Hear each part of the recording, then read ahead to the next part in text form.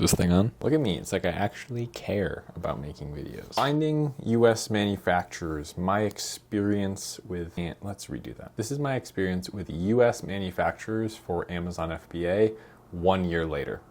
So I made a big, or I guess we're just getting right into it.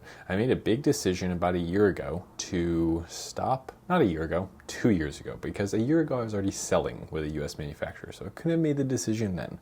I was gonna stop selling Chinese products. It's just like this thing I had in my mind. I was like, I'm so sick of private label cheap Chinese products and like garbage, plastic, filling landfills. I was just like, I wanna do something better. I wanna do something different. I wanna do something local. I wanna do something domestic. And what really scared me was what started happening to shipping and freight and that whole thing with 4 years ago and getting, I don't know, can I say that on YouTube? I gotta get like striked through or something. I don't even know what I can say anymore. I'm saying it, the pandemic, okay? That shocked me and a lot of people, right? It was like, I can't get my freight. This is bad. I run a business that sells physical products. I need to be able to get my products. And so that was a big motivator for me. There's just all these little things. I was just getting fed up with the cheap quality products I was getting. I was sick of working with people that lived in a different time zone. It's like, I'm working during the day, I can't talk to my manufacturer. That's a bit annoying. Like I'm only getting responses at night, so there's really no great communication. It's just like, there's a lot that I wasn't liking about it. Okay, and that's just me too. Also, like I know there are plenty of big successful businesses, most big successful businesses that source from China successfully, source from other out of the US successfully.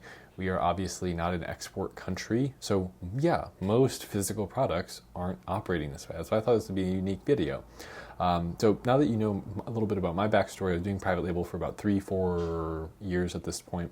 Had a handful of successful products, handful of unsuccessful products, and frustrations with the successful products not being able to get freight in on time and having really, really long lead times. Like that's one of my biggest problems, was just that when I wanted new inventory, it was hard to thread the needle of how much I should order and how much it was going to last, because it's like it takes 60 days to get inventory in, plus the time it takes to manufacture, all the little things in between. Is it going to get stuck at customs? How long is it going to take once it gets here? How long is Amazon going to take to check it in? It was a lot. Okay, and I know there are people that are better at managing inventory than myself that can navigate those things. It was just a lot. It's not what I like to do. It's not the part of the business that I like to focus on. So I was like, I know it'll be more work up front to find a US manufacturer for my business, but in the long run, it's going to be, I was trying to think of like a signal for smooth sailing. This is more like YMCA, smooth sailing. And that's what it's been. So I fast forward, I'm looking for US manufacturers primarily on thomasnet.com and Google, thomasnet.com, Google, word of mouth. Word of mouth, surprisingly the one that ended up finding it for me. And what I mean by that word of mouth is I would reach out to companies from previous said locations, websites, and then when they said no, but they were like, we can't really do that. It's not really what we do. But I got the sense they were close. I was in the right industry. I was like, well, do you happen to know anyone that could do this? Right? We're a small business. We're trying to make this work. We want to be made in the USA. And eventually, with that pitch, it actually didn't take that long. I mean, I wish I had a better story of overcoming adversity, but it just wasn't that hard. I mean, I think I spent about 45 days on the like US sourcing thing on and off. I was working on other stuff, working on package design. And was I working on package design at this point? No, not package design. Actual product creation, R&D at my home. Just like, what do I want to build? What do I want to sell? That's what it was. In marketing, that's right. Building the website, things like that. It was pretty easy. It was realistically, a handful of hours of work, good, honest work. So I don't think you should worry. I think the thing that is more helpful as someone who's now doing this and has been doing it for a year that I could point you at the beginning stages would be picking your niche. Okay, you're not going to be able to like go sell, this is a dumb example anyway, but like a game controller. Call it an accessory item. Call it, even this thing, this is a good example, like a desktop phone tripod. Classic private label product. No, you're not doing that in the US. Almost anything you find that's a product idea to sell on Amazon, hard to source in the US. So I almost built what I was working on around what I was going to be, where I wanted to source from.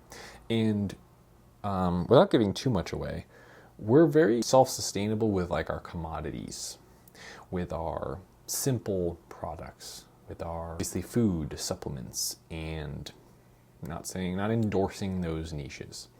I'm just listing things that it's pretty easy to source here. Handmade, handcrafted, things that are formulated.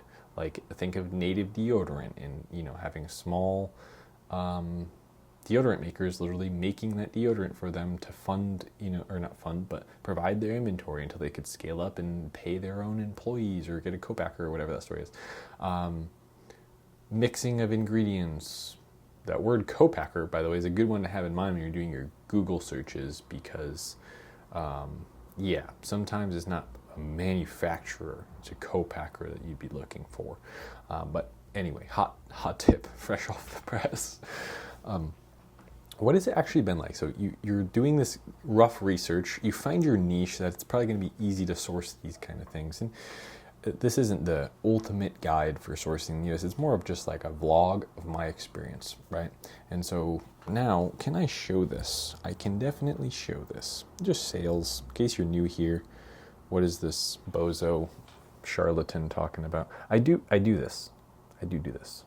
So we had a little bit of stock issue. We're actually just pumping up PPC again. We were kind of rolling on like almost no ad spend for a while. So our past month, we're actually up over now, but we had like a $28,000 last month. We should be doing $40,000 a month right now, so we're still building that back up. But we're good now, and we're launching our second SKU. So I'm going to get to why there was stock issue, by the way. U.S. manufacturer, how did you have stock issue? We'll get to that. The lead time is insane. It is like 10 days. Boom. I'm not kidding. I look at my stock. I need new stock. Manufacturer can have it ready in about a week. Shipping takes about 3 to 5 days. Amazon picks it up. I do less than truckload or LTL shipments, so full pallets, and I'm sending those in to the same state. I'm going to get to why I had stock issues. Same state primarily that my manufacturer is in. And so that's obviously a very short shipping time. Boom to boom. Doesn't even leave state lines. Pretty easy, straight from my manufacturer into an Amazon warehouse. So you can see why that process is so quick. The nature of my product is that it, again, I don't want to give too much away. People are always like, what do you sell? What do you sell? I'm not going to tell you what I sell. What happens? I have this platform. I get maybe not the most views. I don't get the most views, but I get plenty of views. People go start searching it. They start skewing all my data. They start clicking on my ads. They start screwing me over. They start looking for ways to derail me, to copy me, the negative reviews that I'm not. I have in the past, by the way. I actually did a full case study, showed what my Seller Central account name was, showed inside my dashboard. I don't even think you're supposed to do that. Showed all my products. If you want to go look at that stuff, go 2-3 years back on my channel. I documented a bunch of private label products that I sold in real time. I'm like, here's what I'm selling. Anyway, it was a nightmare. Data before and after, and getting off track now. But lead times really fast. The shipping cost, oh my God, the shipping cost. I'm shipping 8-pound products I used to be, before the new Amazon placement fees this year, 26 cents a unit. Okay, 8-pound products, 26 cents a unit. And we're talking 3-day shipping time. Like, it was just coming from paying, like, you ship this, it's $1 a unit. It's $1 a unit from China. Like, it's exaggerated, but I paid a lot of money. Half the time, the shipping was more expensive than the product. It was just ridiculous. Shipping costs were getting so crazy, and they take so long. It's so inefficient to me. I know. Relax. You have a good thing going with your Chinese manufacturer. You're doing well. Kudos. Glad it's working for you. I didn't like doing that. This is much better. And, okay, so next benefit, I have a real connection with the people who create the products that my brand sells. What else did I want to say? Something good. Oh, why did I have freight screw-ups? What went wrong? This is not an American-made problem. My manufacturer has never made a mistake, actually. They've been great. They're always like 7 days, 6 days. And I give them more notice than that because I'm a nice guy. Talking 2-3 weeks. I'm like, hey, we're going to need an order then. Okay. Boom, it's ready. In fact, I just sent some labels over today for 8 pallets, right? 1,000 units, just had another 1,000 units like that 2 weeks ago. We're going to have 5,000 new packages heading over to them to fill up with new products. It's going great. The new fees in certain times of year. Okay, this is, I said before for new placement fees, my cost was $1. And I know this video is all over the place, by the way. It is what it is. Okay, it's my YouTube channel. My videos can be a mess if I want them to. So now I pay about 86 cents a unit. So we about quadrupled, tripled our shipping cost. Tripled our shipping cost with the new fees, which I'm not stoked about, but it's not that big of a blow considering, like I said, I would be paying like $7 a unit, $6 a unit to ship this if I was getting it from China. So stoked about that. Absolutely stoked about that. Still, okay? And the timing, why we went out of stock, we should never go out of stock. Why did you go out of stock, Paul? Your manufacturer can make things in 7 days. Why did you go out of stock? I got screwed over. I didn't expect there to not be availability at my warehouse. And so I was like cutting it close because Amazon kind of rewards you if you cut it close, right? It's like if you can maintain minimal stock and just keep filling, crushing through it, filling, crushing through it. I cut it way too close. Long story short, I didn't get the in-state shipping center. I had to ship like 1,000 miles away, quite a long ways. And even when it got there, smaller warehouse, they took way longer to check in. Boom, out of stock. So that kind of sucked. We're not doing that anymore. We've factored that in, and we will not be making that mistake again. So we have a new rule. Minimum stock on hand for the rate that we sell. We sell a lot, by the way. We have good movement of this product. No less than 900 in stock. That's like 900 is zero. By the way, Amazon has a minimum stock recommendation. It's right around there. We were going like 200, 300. It's like at that rate with how many products we were selling at this time, that's like 4 days of stock. It's nothing, right? So you don't need to cut it that close. You can have 2-3 weeks of stock in stock. You should, in fact, and because there's one of the things that I learned, not really known this, but maybe you don't know this. You think of like, oh, I'm in stock. It's just like I'm in stock, but really stock is distributed all across the country. So you can like go out of stock in like California and then they have to redistribute some inventory there. And if you get to a critically low level of inventory, you're going to start really seeing some problems with like shipping times in specific states. Does that make sense? So I have a product that actually does sell much better in certain states, believe it or not. And if those states start to get 2-day shipping or 3-4 day shipping instead of next day shipping, and my competitors have next day shipping, I'm really hurting my click-through rate and my conversion rate there, which is no bueno. But I'm absolutely stoked about working with a US manufacturer. I'm launching my second SKU with this brand in July. Got photography booked. The package design company that prints my packaging. I guess I should have brought that up too. I have another, like a packaging company, so I technically work with 2 different companies here in the US. One creates my packaging, the other just creates the product. Packaging company ships to the product company. They hold the excess packages for me while they're not being used.